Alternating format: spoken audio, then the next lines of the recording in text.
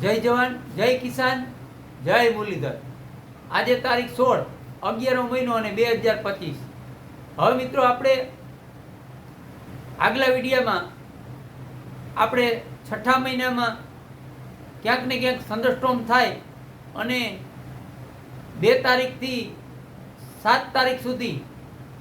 જે છૂટો છવાયો અને ગરમી ઉકળાટ સાથે વરસાદ થાય, ગાજવીજ સાથે મંડાણીયો વરસાદ, એવી આપણે માહિતી આપેલી છે। એ છૂટો છવાયો હશે અને વિસ્તારો ઓછા હશે, પણ ત્યાંથી છઠ્ઠા મહિનાની 2 તારીખથી માહોલ ચાલુ થશે વરસાદનો। એટલે ખાસ કરીને તારીખ એટલા માટે આપું કે આપણે ઉનાળુ પિત્ત કરવા હોય તો આપણા ખેડૂત ભાઈઓને આ તારીખ નજર મારીએ। અને મિત્રો, અત્યારથી જે આપણે કાર્યક્રમ આપશું એ 50% લઈને હાલવાના વરસાદ વિશે, પણ એક ફાઇનલ છે કે તમારે 80 થી 90% રિઝલ્ટ આપણે જે તારીખ આપશું એ તારીખની અંદર ક્યાંક ને ક્યાંક અસ્થિરતામાં ફેરફાર આવશે અને અરબી સમુદ્ર અથવા બંગાળની ખાડીમાં સિસ્ટમ બનશે, પણ કેટલો વરસાદ અને કેટલી તાકાતથી આપણી ઉપર વરસાદ આવશે તે હજી આપણે સૈત્રી દનૈયા અને અમુક નક્ષત્ર જોઈ અને તમને જે આપણે 2025ની અંદર કાર્યક્રમ છેલ્લે આપ્યો હતો, એક ધારા બધા 4 મહિનાના, એમાં આપણે આ તારીખો છે એમાં આપણે સુધારી અને ક્યાંક તારીખનો ફેરફાર હશે કે કંઈક પણ સિસ્ટમમાં ઉપર નીચે થશે અને વરસાદમાં વધઘટ થશે તો ટકાવારી સાથેની આ વરસાદ આપશું। પણ અટાણે આપણે આ કાચો કાર્યક્રમ લઈ અને તારીખ તમને પરફેક્ટ આપું છું। એ તારીખની અંદર ક્યાંક ને ક્યાંક બંગાળની ખાડી, અરબી સમુદ્રની અંદર સિસ્ટમો થશે, જેથી કરતાં આપણે સોશિયલ મીડિયાની અંદર અને હવામાન વિભાગની આગાહી અનુસાર આપણે ક્યાંક ને ક્યાંક એ તારીખની આસપાસ આપણે આગાહી મળશે। પણ અત્યારથી આપણા ચેનલની અંદર, આપણા ખેડૂત ચેનલની અંદર મારા તરફથી તમને આપણે જે વરસના 5-6 મહિના અગાઉ જે તારીખ આપવાની પ્રયાસ કરું છું, એ રીતે જ હવાના આપણે 2026નો કાર્યક્રમ આપણે અહીંથી સ્ટાર્ટ કરીએ છીએ અને તમને વાવણી સાથે કેવા તોફાન, ચક્રવાત દરિયાની અંદર થશે તેમની આજે સંપૂર્ણ માહિતી આપણા વિડીયોમાં આપશું। તો મિત્રો, જે અત્યારે આપણે માહિતી તમને આપું એની પહેલાં હજી તમને એક વસ્તુ સમજાવી દઉં કે આ જે માહિતી છે એ તારીખ પરફેક્ટ રહે, એ તારીખની આસપાસ જ સિસ્ટમો બનશે, પણ કેટલા ઇંચ વરસાદ અને કેવો તાકાતવાર વરસાદ અને છઠ્ઠા મહિનાની અંદર ખાસ કરી અને અવારનવાર 2 જેઠ મહિના છે તો પહેલા જેઠની અંદર એ બધું આપણે ચેનલની અંદર કાર્યક્રમ આપતા રહીશું। પણ આજે આપણે છઠ્ઠા મહિનાની વાત કરવાની છે કે વર્ષની અંદર ઘણીવાર આપણે નૈઋત્યનો ચોમાસું છે એ 15 જૂનથી 24 જૂન દરમિયાન આપણે સૌરાષ્ટ્રની અંદર એન્ટ્રી કરતું હોય, પણ આ વખતે પણ એવું થશે કે નૈઋત્યનું ચોમાસું એ તારીખ અનુસાર જ આપણે સૌરાષ્ટ્રની અંદર એન્ટ્રી કરશે। પણ હવે ઘણું બધું જોવાનું બાકી છે અને ક્યાંક ને ક્યાંક શરૂઆતમાં આપણે ચક્રવાતનો પણ સામનો કરવો પડે તેવી શક્યતા છે। તો ચક્રવાતનો સામનો કરવો પડે તેવી શક્યતા છે તો ચક્રવાત આપણે બંગાળની ખાડી અથવા અરબી સમુદ્રમાં થાય તેમની તારીખ તમને આપવાનો પ્રયાસ કરું છું આગતરા એંધાણ તરીકે, કે 2 તારીખથી છઠ્ઠા મહિનાની 2 તારીખથી જે દોર ચાલુ થશે એમાં 7 તારીખ સુધી છૂટો છવાયો રહેશે અને 7-8 તારીખ એવી હશે તેમાં પશ્ચિમ સૌરાષ્ટ્રના પણ ઘણા વિસ્તાર દરિયાકાંઠાના છે તેમાં વાવણી થાય શક્યતા છે। તો તે પછી મિત્રો 10 તારીખ પછી કે 10 તારીખની આસપાસ બંગાળની ખાડી અથવા અરબી સમુદ્રમાં કોઈ મોટી સિસ્ટમ અથવા સાયક્લોન કે ચક્રવાત થાય તેવી શક્યતા છે અને એક સાથે 2 સિસ્ટમ અથવા 2 વાવાઝોડા એક પછી એક 2 વાવાઝોડા થાય તેવી પણ શક્યતા છે। પણ ખાસ 10 તારીખ પછી તેની શક્યતા છે અને આ વાવાઝોડા અરબી સમુદ્રમાં આવે એવી પણ શક્યતા છે અને ક્યાંક ને ક્યાંક સૌરાષ્ટ્રને અસર કરે તેવી પણ હાલમાં અત્યારે શક્યતા લાગે છે। આપણે અઠેઠા અને અનુમાન ખેંચતા હોય તેમાં પણ જો આ છે એ લાંબુ હાલશે અને ક્યાંક ને ક્યાંક આપણે મારા અંદાજ પ્રમાણે જો બધા નક્ષત્ર સંજોગ્યા રહેશે અને ક્યાંક ને ક્યાંક બધા પરિબળો અને સપોર્ટ આપશે તો 24 તારીખ સુધીમાં લગભગ સૌરાષ્ટ્રને વાવણી કમ્પ્લીટ કરાવી દેશે અને ક્યાંક ને ક્યાંક જે આપણે હજી ઘણું બધું જોવાનું હોય પણ એમાં જો એવું ધારી એવું થાય, અત્યારથી થતું આવે એમ,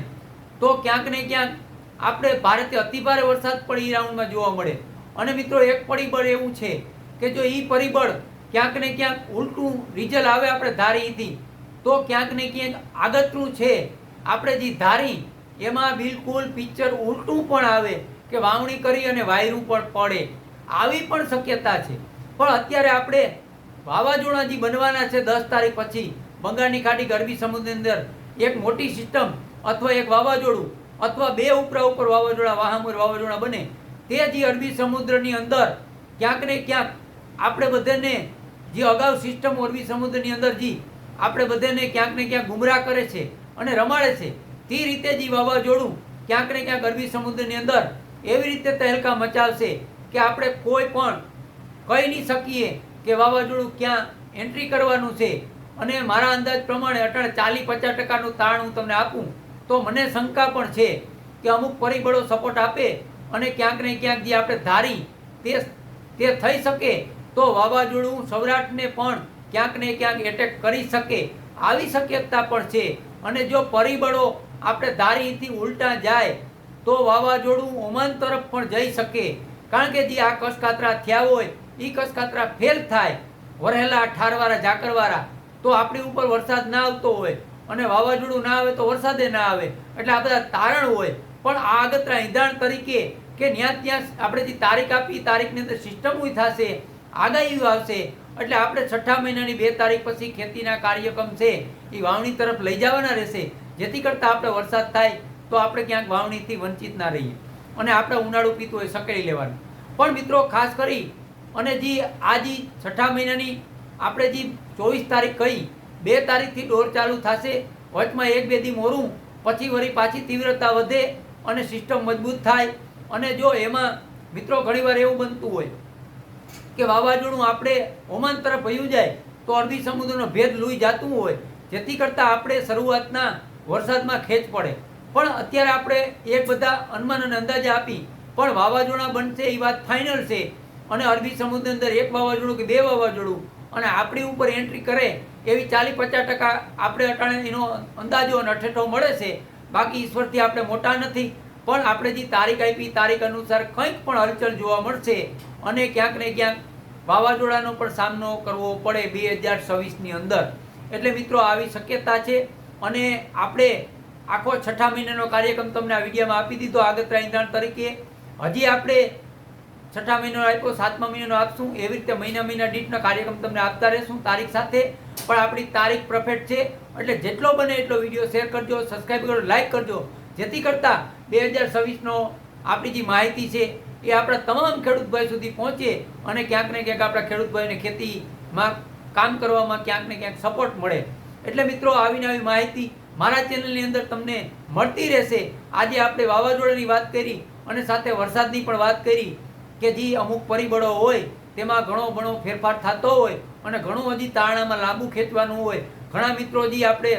જે આ કારતક મહિનાનો હાંડો હોય તેનો પણ અંદાજ ખેંચતા હોય, તેમાં પણ આપણે અમુક સંકેતો મળતા હોય. એથી કરતાં આપણે ઘણા હજી ગુણાકાર મહિના દીઠ અને આગળ પણ ચૈત્ર વૈશાખના દનિયા, અખાત્રીજ, હોળીની જાર, મા મહિનાનું માવઠું ઘણું બધું જોવાનું હોય. છેલ્લે 3 આપણે નક્ષત્ર પણ જોવાના હોય, જેથી કરતાં ત્યારે આપણે 100%નું રિઝલ્ટ, કેટલા ટકાવારી સાથે વરસાદ અને કેટલો સરેરાશ વરસાદ એની માહિતી આપશું. પણ અત્યારે આપણી જે તારીખ આપી તારીખની અંદર દરિયાની અંદર હલચલ અથવા સિસ્ટમો થાય એ વાત તો ફાઇનલ છે. એ તો તમારે 80% લેખવું હોય તો ભલે, 100% લેખવું હોય તો ભલે, તારીખ અનુસાર સિસ્ટમો થશે. પણ કેટલી આપણી ઉપર ક્યાંક ને ક્યાંક આવી શકે એના હજી પરિબળો આપણે જોઈ તો વરસાદ રૂપે વરસાદ આપણે આવે તો આપણા ઉપર સિસ્ટમ આવતી જ હોય.